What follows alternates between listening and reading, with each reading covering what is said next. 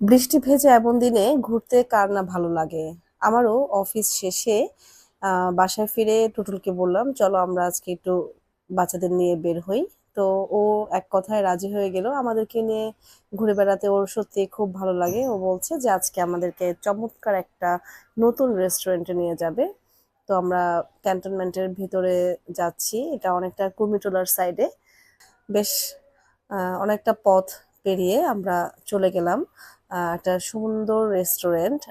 তো দুই ছেলে মিলে খুব মজা করছে। আর রেস্টুরেন্টটা দেখে মনে হচ্ছে এটা একটা শিপিং কন্টেইনারের ভিতরে বসার প্লেস আছে। অল্প কয়েকজন, খুব বেশি না। আহ, বৃষ্টির দিন তো ওই জন্য হয়তোবা লোকজন কম। তো রেস্টুরেন্টের ডেকোরেশনটা আমার ভীষণ পছন্দ হয়েছে, ভেতর থেকে বাইরের ভিউটাও দারুণ। আমার ছোট ছেলে ওর বাবা দুজনে মিলে চিন্তা করছে কি অর্ডার করা যায় বৃষ্টির দিন। তাই আমরা স্যুপ অর্ডার করলাম প্রথমেই।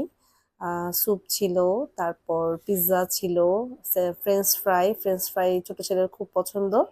ফ্রেঞ্চ ফ্রাই ছিল, আর হচ্ছে একটা মিট বক্স নিয়েছিলাম।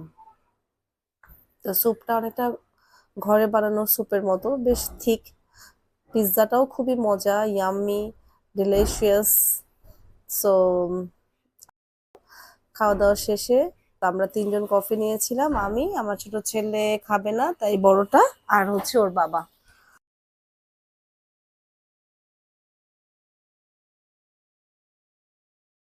খাওয়া দাওয়া শেষে আমরা রেস্টুরেন্টের বাইরের ভিউটা দেখার জন্য বের হলাম। তখনও ঝিরিঝিরি বৃষ্টি পড়ছে।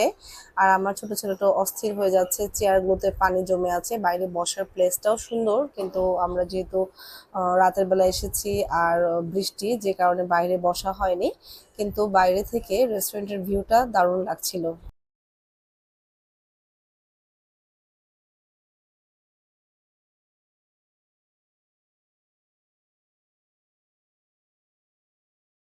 বড় একটা গাছ, অনেক পুরনো, কিন্তু পাতাগুলো একেবারে বৃষ্টিতে ভিজে। এত সুন্দর দেখো, এগুলো কি তোর ওই যে অর্কিড তন্ময়? হ্যাঁ, ওই যে দেখো এক্সট্রা করে কিন্তু লাগানো, দেখো।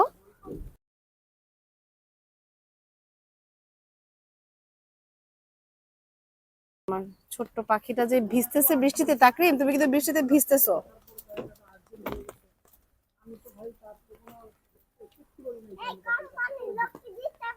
এবং গাছের উপরের দিকে বিশাল বড় একটা লাইটিং, এটা গাছটাকে আরো বেশি সুন্দর করে দেখাচ্ছিল।